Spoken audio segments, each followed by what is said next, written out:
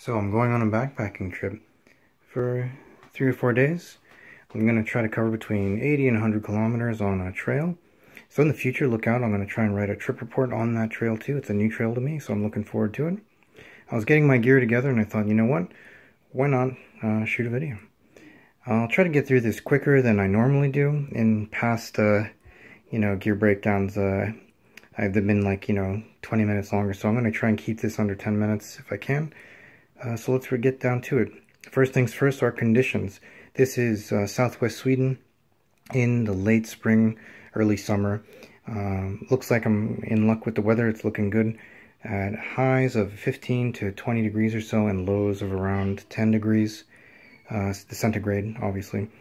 And there can be cold snaps. That does happen here in Sweden, but I have some contingencies in place to account for that if the temperatures do drop, below 10 degrees. Okay, so let's get down to it.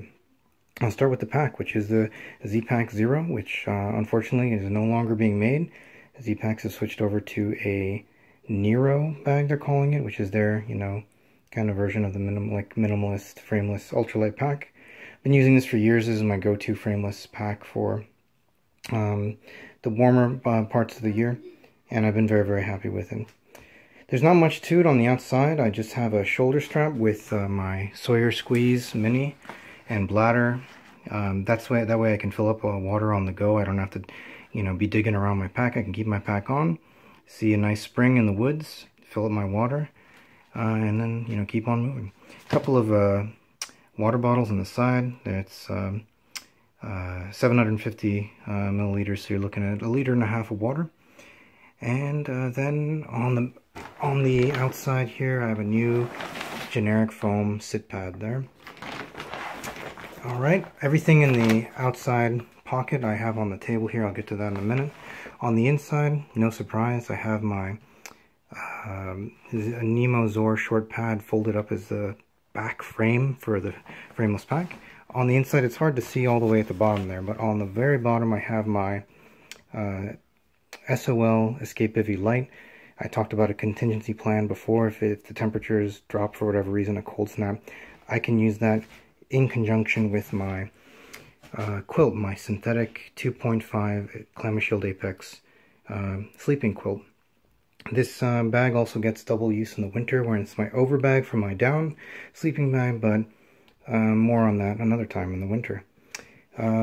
This is good to about, 10 degrees or so. So it's perfect for this trip. And it's also quite large, so there's no zipper or anything. It's just like a blanket. It does have here's just the stuff sack for its silicone nylon stuff sack. Let me show you the foot box. It's a sewn up foot box, kind of resembling the Enigma from Enlightened Equipment. But I actually had this quilt made by a friend of mine who's good with sewing, and I was so happy with it. I said, dude, you should totally sell these. And I paid my friend for this. I paid them. I said, what's a fair price? I want to pay you. And this person said, no, I'm too busy to be doing that. But yeah, so I've been very, very happy with this. You'll see that, you see there's no baffles on it. It's just, like a sandwich of this Aragon 67. Nice. I love the beautiful olive green here, and then black on the inside, of course. Okay, moving on. I got my Bora Dimma Bivy in here.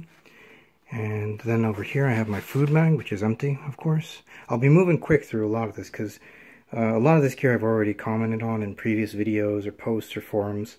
So odds are if you're watching this, you probably know this already. If not, feel free to explore my channel and my blog, which of course in the description below.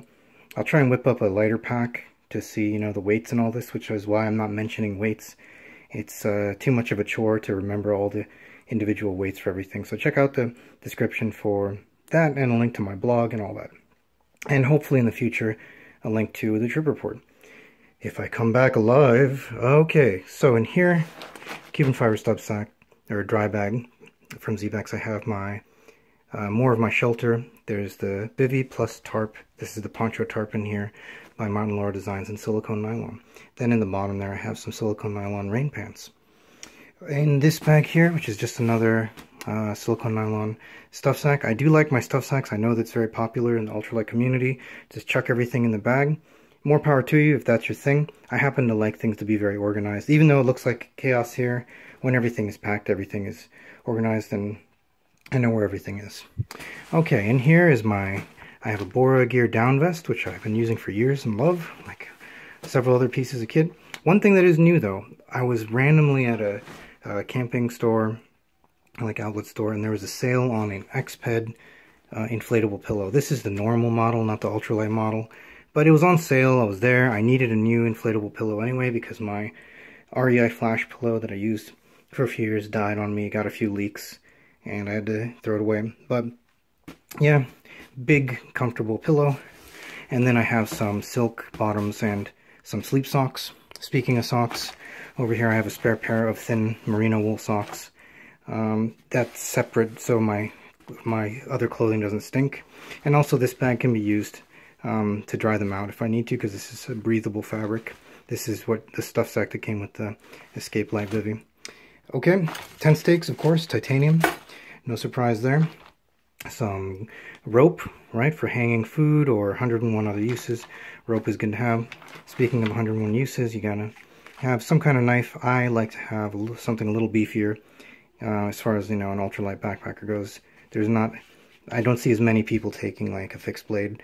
A lot of people take either a razor blade or something smaller, but yeah, here in Sweden, you are allowed to have fires unless there's a fire ban if it's really dry, but at the moment it's not, so my friends and I will probably have a fire. We'll see. I'm going no cook. You'll notice there's no stove here, so I'm gonna just be, you know, eating food that's, you know, from hand to mouth. My first aid kit, repair kit, my baggie of guidelines and ridgeline for my tarp. And then in this tiny little Cuban bag, it is bug season now, so I have my head net in here. And speaking of bugs, I have a bug spray over here. Over here is I have my gaiters in this bag. And this is the same Ziploc bag I've been using for years and years now. And then my SOL trimmed emergency blanket is my ground cover for my bivy. And I've also gotten such good use out of it. It's been a few years I've used the same damn ground cover. It's got a few duct tape patches on it, but still going. Still going. Yep. Alright, ditty bag. I decided to minimalize things, and I put kind of all the odds and ends in one ditty bag. So I got my toiletries, plus my flashlight, plus some, you know, cordage and soap, and wipey for my glasses. And, oh, and by the way, of course, I'm shooting this on my smartphone. That will go in my in my satchel here too, along with some of the other stuff I use a lot. Okay, what else will go in my satchel? This bag, which is a buff and a pair of gloves. And then I have my little cup for pouring. That'll also go in the satchel. Helps for filling water and can be used as a makeshift container.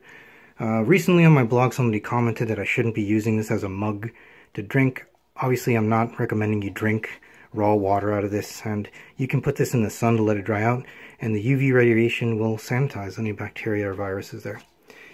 Okay, I think I covered everything as far as in my satchel or my backpack is concerned, so now I think we can move on to, oh yeah, maps. You see some maps on here. These are just, I printed them out online. I recently bought a laminator. If you are a regular backpacker, I highly recommend you get a laminating machine. It's yeah, cheap and easy way to get waterproof maps. Okay, so let's get to the clothing. That should be pretty short and sweet. Some nylon running pants, just Puma, got them on sale, love them. Synthetic, you know, t-shirt, which I will wear over. This is a merino wool long sleeve shirt. I can wear them together or just, you know, on their own.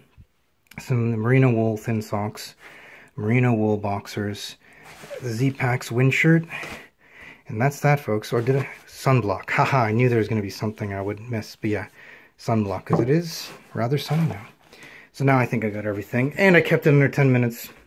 So I hope this was helpful or interesting. If you have any questions, make sure to drop them in the comments below. Happy trails to you out there. Now that summer is upon us in the northern hemisphere, take care and see you later.